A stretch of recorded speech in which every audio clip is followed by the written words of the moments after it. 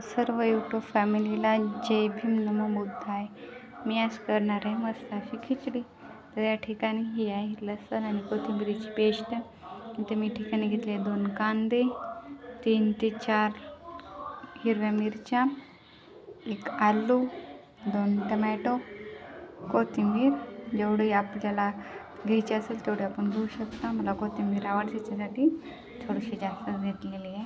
हे आपलं खिचडीचं सर्व या ठिकाणी घेतलेली आहे मी 1.5 वाटी तांदूळ, थोडीशी 1 मूठ मुगाची डाळ, 1 मूठ मसुरीची आणि 1 मूठ तुरीची डाळ अशी घेतलेली आहे. तर आता आपण आपल्या रेसिपीला सुरुवात करूया.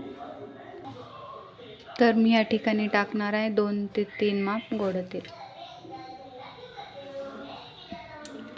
तुम्ही तुमच्या हिशोबाने टाकू शकता. तेलचा छान असा वास आला की तेल गरम होते. यात आपण टाकूया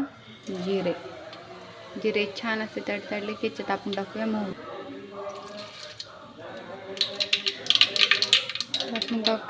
मोहरी छान अशी तडतडली. आता आपण याच्यामध्ये टाकूया कढीपत्ता.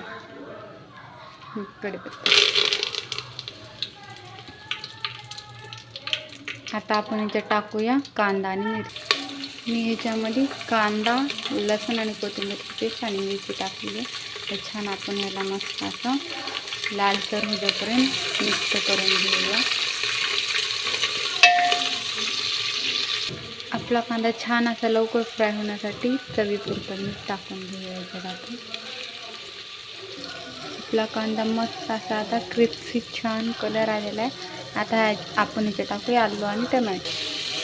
आपण आलू आणि टमाटे टाकले तर मस्त याला 5 मिनिटं फ्राय करू. आपलं सर्व बॅटर जे आहे ते मस्त असं मिक्स झालेलं पूर्ण मसाले आपले. आधी ते टाकूया घरचं लाल तिखट. हे मी घरी बनवलेलं आहे. तुमच्याकडे असेल तर टाका, नाही तर तुम्ही सुहाना बिर्याणी मसाला पण टाकू शकता. कारण हे कसं माझं घरचं तिखट आहे त्याच्यासाठी मला दुसऱ्या बाहेरच्या मसाल्यांची गरज नाही. थोडीशी हळद, छान असा कलर येतो. मी कोथिंबीर चिरून ठेवली होती ते पण टाकून घेतलं. हे आपला मसाला किती छान असा फ्राय झालेला आहे मसाला. आता आपण याच्यात तांदूळ छान धुवून टाकून घेऊ.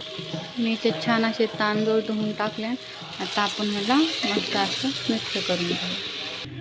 हे आपला मसाला छान असा पूर्ण तांदळाला लागलेला आहे. आता आपण याच्यात टाकूया पाणी आपल्याकडे जे तांदळाला आपल्याकडून तांदळा जास्त लागते पुन्हा तांदळा कमी, तर आपल्या हिशोबाने आपण टाकू शकतो. आता आपण कुकरचं ढक्कन लावून घेऊया आणि 2 शिट्ट्या करूया कुकरच्या. तर मी कुकर जे आहे असं 2 शिट्ट्या होण्यासाठी लावलेलं आहे. तोपर्यंत किचनवर पसारा पाहू शकता तुम्ही. मी पूर्ण पसारा आहे तोपर्यंत क्लीन करून घेते. त्यांच्यानंतर आपण 2 शिट्ट्या करून घेऊया. तोपर्यंत माझा मस्त असं भांडी घासणं झालेले आहे आणि छान असा किचन ओटा पण आवरलेला आहे. आता आपण बघूया आपली खिचडी कशी झालेली आहे.